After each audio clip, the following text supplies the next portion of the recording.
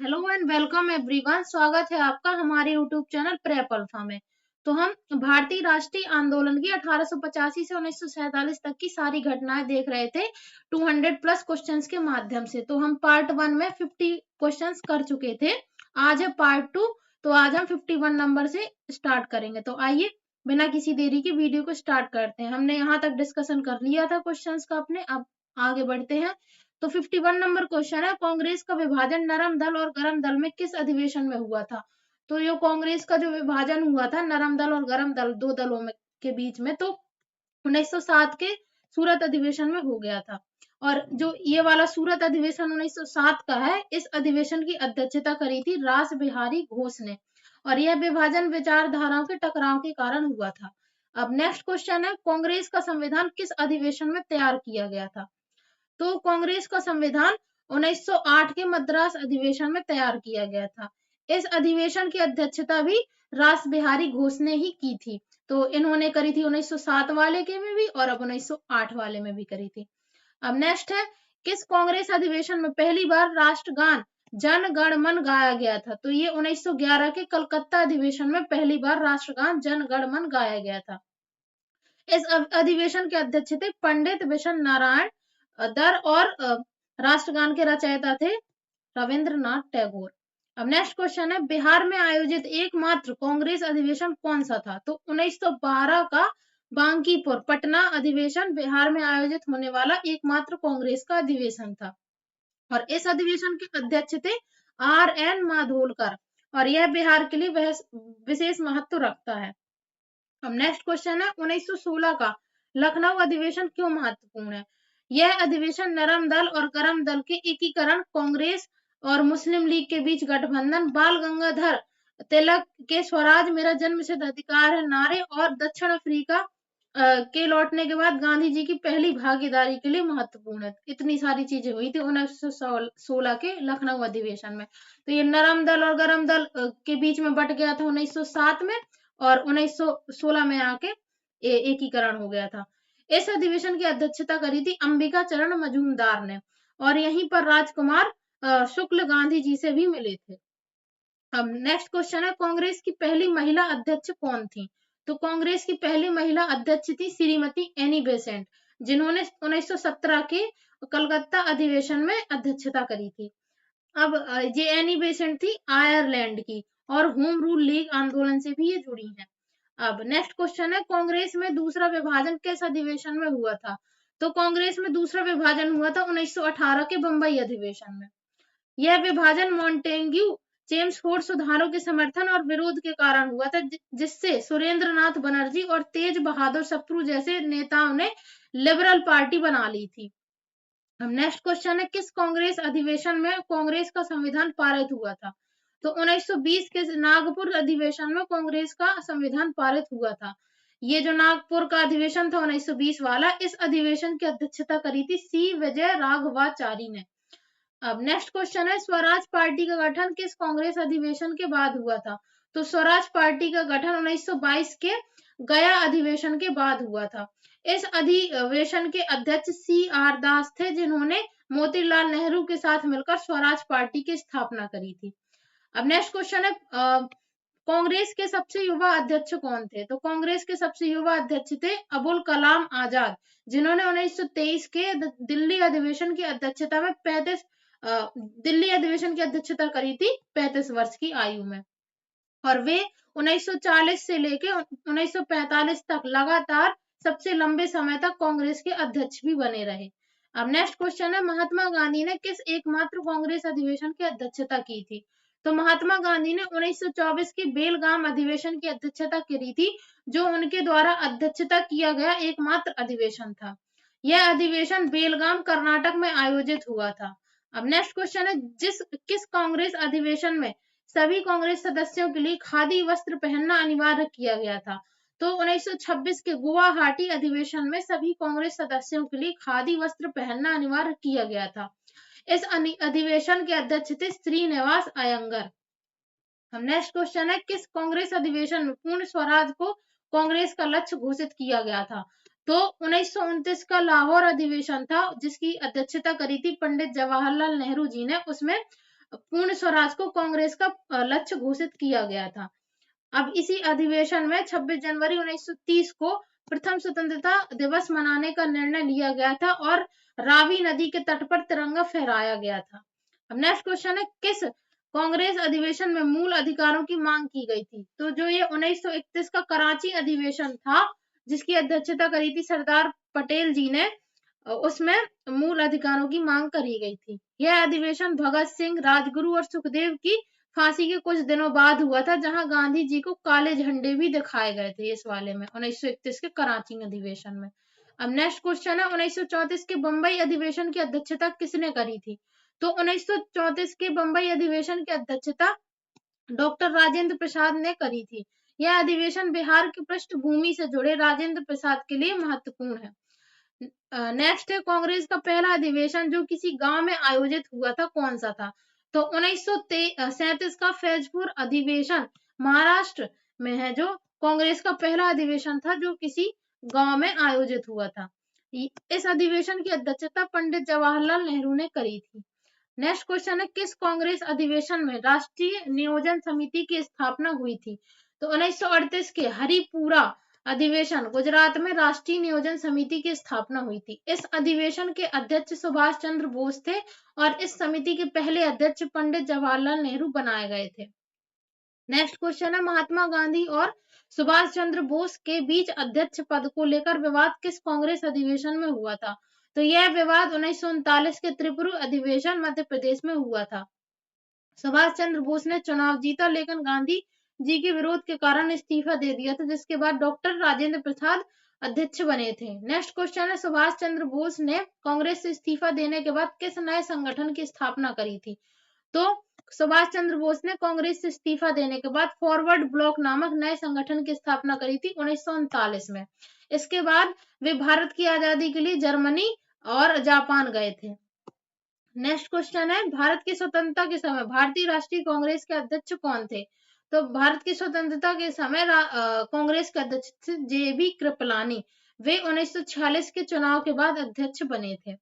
Next question है, बंगाल का विभाजन क्यों किया गया था? तो अंग्रेजों ने बंगाल में बढ़ते राष्ट्रवाद और हिंदू मुस्लिम एकता को समाप्त करने के लिए बंगाल का विभाजन किया था। आधिकारिक कारण प्रशासनिक सुधार बताया गया, लेकिन वास्तविक उद्देश्य था फूट डालो और राज करो नीति थी जो अंग्रेजों की, इसीलिए उन्होंने बंगाल को विभाजित कर दिया था। नेक्स्ट है, बंगाल विभाजन की घोषणा कब और किसने की थी? तो बंगाल विभाजन की घोषणा 20 जुलाई 1905 को लॉर्ड कर्जन ने की थी। लॉर्ड कर्जन को भारत का सबसे अलोकप्रिय वायसरायों में से एक माना जाता है, सबसे ज्यादा घृणा करते थे लोग इससे। नेक्स्ट है, स्वदेशी और बहिष्कार आंदोलन कब और कहां से प्रारंभ हुआ था? तो यह आंदोलन, स्वदेशी और बहिष्कार आंदोलन 7 अगस्त 1905 को कलकत्ता के टाउन हॉल से प्रारंभ हुआ था। यह बंगाल विभाजन की घोषणा के विरोध में हुआ था, जिसका अर्थ भारतीय वस्तुओं का उपयोग करना था और विदेशी वस्तुओं का बहिष्कार करना था। नेक्स्ट क्वेश्चन है, बंगाल विभाजन कब लागू हुआ था? तो बंगाल विभाजन 16 अक्टूबर 1905 को लागू हुआ था। इस दिन बंगाल में शोक दिवस और राखी दिवस के रूप में मनाया गया था। नेक्स्ट क्वेश्चन है, गोपाल कृष्ण गोखले ने लॉर्ड कर्जन की तुलना किससे की थी? तो गोपाल कृष्ण गोखले ने लॉर्ड कर्जन की तुलना औरंगजेब से की थी। यह कर्जन की नीतियों के प्रति भारतीयों के तीव्र असंतोष को दर्शाता है। नेक्स्ट क्वेश्चन है, भारत में कुल कितने दिल्ली दरबार आयोजित किए गए थे? तो भारत में कुल 3 दिल्ली दरबार 1877, 1903 और 1911 आयोजित करे गए थे। इनका आयोजन इंग्लैंड के महाराजा या महारानी के राज्याभिषेक या शाही यात्रा के उपलक्ष्य में होता था। नेक्स्ट क्वेश्चन है, प्रथम दिल्ली दरबार कब आयोजित हुआ था? तो प्रथम दिल्ली दरबार 1877 में आयोजित हुआ था। यह महारानी विक्टोरिया को भारत की सामग्री घोषित करने और उन्हें केसर ए हिंद की उपाधि देने के लिए आयोजित किया गया था। नेक्स्ट क्वेश्चन है, प्रथम दिल्ली दरबार के आयोजन के समय भारत का वायसराय कौन था? तो प्रथम दिल्ली दरबार के आयोजन के समय भारत का वायसराय था लॉर्ड लिटन। इस दरबार में भारी धन खर्च किया था, जबकि उसी समय दक्षिण अफ्रीका में भीषण अकाल पड़ा था, जिससे इसका बड़े पैमाने पर विरोध भी हुआ था। नेक्स्ट क्वेश्चन है, द्वितीय दिल्ली दरबार कब आयोजित हुआ था। तो द्वितीय दिल्ली दरबार 1903 में आयोजित हुआ था। इसका आयोजन किंग एडवर्ड सप्तम और महारानी एलेक्जेंड्रा के राज्याभिषेक के लिए किया गया था। अब नेक्स्ट क्वेश्चन है, द्वितीय दिल्ली दरबार का आयोजन किसने किया था? तो द्वितीय दिल्ली दरबार का आयोजन वायसराय लॉर्ड कर्जन ने किया था। यह दरबार अपने शानो शौकत और अत्यधिक खर्चीलेपन के लिए जाना जाता था। नेक्स्ट क्वेश्चन है, तीसरा दिल्ली दरबार कब आयोजित हुआ? तो तीसरा दिल्ली दरबार 1911 में आयोजित हुआ था। इस दरबार में किंग जॉर्ज पंचम और क्वीन मैरी भारत आए थे, जो पहली बार किसी ब्रिटिश सम्राट का भारत का दौरा था।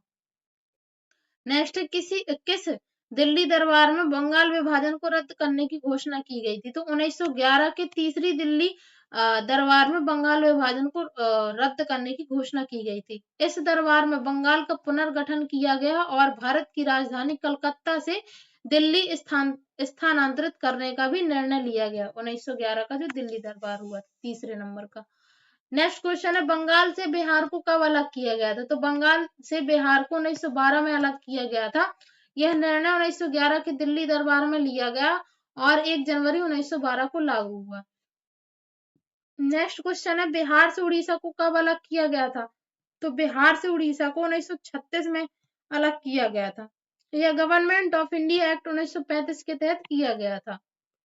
नेक्स्ट है, बिहार से झारखंड को कब अलग किया गया था? तो बिहार से झारखंड को 2000 में अलग किया गया था। दक्षिणी बिहार के 18 जनजातीय जिलों को मिलाकर झारखंड बनाया गया था। नेक्स्ट क्वेश्चन है, क्रांतिकारी आंदोलन को मुख्य रूप से कितने क्षेत्रों में देखा गया है? तो क्रांतिकारी आंदोलन को मुख्य रूप से 2 क्षेत्रों में देखा गया, भारत में और विदेशों में। इन आंदोलनों का उद्देश्य अंग्रेजों के अत्याचारों का बदला लेना और भारत को सशस्त्र रूप से मुक्त कराना था। नेक्स्ट क्वेश्चन है, क्रांतिकारी आंदोलन का पहला चरण भारत में कब से कब तक चला? तो क्रांतिकारी आंदोलन का पहला चरण भारत में 1905 से 1910 तक चला। यह बंगाल विभाजन के बाद शुरू हुआ और 1910 तक आते आते समाप्त हो गया। नेक्स्ट क्वेश्चन है, भारत में क्रांतिकारी आंदोलन की शुरुआत किसने की थी? तो भारत में क्रांतिकारी आंदोलन की शुरुआत महाराष्ट्र से बाल गंगाधर तिलक ने की थी।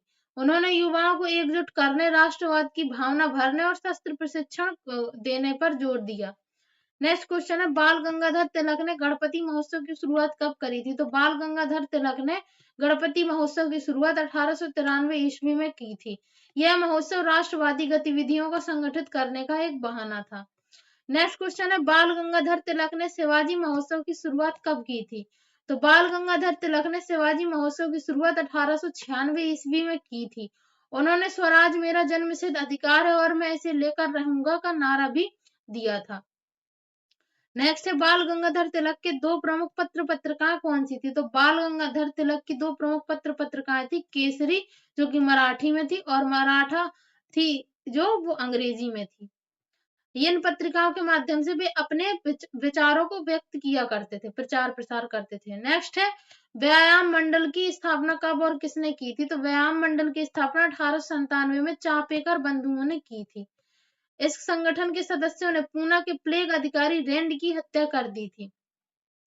नेक्स्ट क्वेश्चन है, मित्र मेला की स्थापना कब और किसने करी थी? तो मित्र मेला की स्थापना 1901 में वीडी सावरकर, विनायक दामोदर सावरकर है जिनका पूरा नाम, द्वारा करी गई थी। यही संस्था आगे चलकर अभिनव भारत नामक गुप्त संस्था में बदल गई। नेक्स्ट क्वेश्चन है, वीडी सावरकर ने किस पुस्तक में 1857 की क्रांति को भारत का पहला स्वतंत्रता संग्राम कहा था? तो बीडी सावरकर ने अपनी पुस्तक इंडिया वॉर फॉर इंडिपेंडेंस में 1857 की क्रांति को भारत का पहला स्वतंत्रता संग्राम कहा था। उन्होंने 1907 में लंदन में 1857 की क्रांति की 50वीं सालगिरह भी मनाई थी। नेक्स्ट क्वेश्चन है, अनुशीलन समिति की स्थापना किसने की थी? तो अनुशीलन समिति की स्थापना प्रेमनाथ ढींगरा, स्रोत में प्रमथनाथ मित्र भी मिलते हैं, ने की थी। यह बिहार और बंगाल में एक सक्रिय क्रांतिकारी संस्था थी। नेक्स्ट क्वेश्चन है, मुजफ्फरपुर कांड में किंग्सफोर्ड से बच निकलने के बाद किन लोगों की मृत्यु हुई थी? तो मुजफ्फरपुर कांड में केनेडी की पत्नी और उनकी पुत्री की मृत्यु हो गई थी। प्रफुल्ल चाकी ने पुलिस के डर से आत्महत्या कर ली थी और खुदीराम बोस को फांसी दी गई थी इस मुजफ्फरपुर कांड में। नेक्स्ट क्वेश्चन है, सबसे कम उम्र में फांसी की सजा पाने वाले क्रांतिकारी कौन थे? तो सबसे कम उम्र में फांसी की सजा पाने वाले क्रांतिकारी थे खुदीराम बोस, जिन्हें 1908 में फांसी की सजा हुई थी, लगभग 18 वर्ष की आयु में। उनकी शहादत ने अंग्रेजों के खिलाफ भारतीय युवाओं में जोश भी भर दिया था। अब नेक्स्ट क्वेश्चन है, किस बंगाली क्रांतिकारी को खुदीराम बोस समझकर यातनाएं दी गई, जिसके बाद वे सन्यासी बन गए? तो अरविंद घोष को खुदीराम बोस समझकर यातनाएं दी गई, जिसके बाद वे पांडिचेरी में ओरोबल आश्रम की स्थापना कर सन्यासी बन गए। उन्होंने एसेज ऑन गीता नामक पुस्तक भी लिखी है।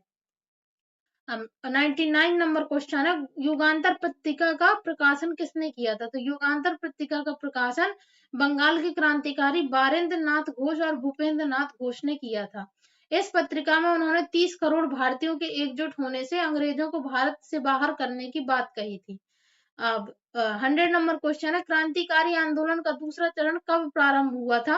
तो क्रांतिकारी आंदोलन का दूसरा चरण महात्मा गांधी के असहयोग आंदोलन 1922 को अचानक समाप्त करने के बाद 1922 से प्रारंभ हुआ था। निराश युवाओं ने बंदूक उठा ली थी और अपने संगठन बनाए थे। इसी के साथ हम पार्ट 2 कंप्लीट होता है। अब जो आगे के क्वेश्चन है वो हम पार्ट 3 में कवर करेंगे। आई होप आपको ये वीडियो पसंद आया होगा। अपने फीडबैक कमेंट सेक्शन में जरूर लिखें, जिससे हमें हेल्प होती है कि हम वीडियो सही बना रहे हैं या नहीं। Thank you so much for watching.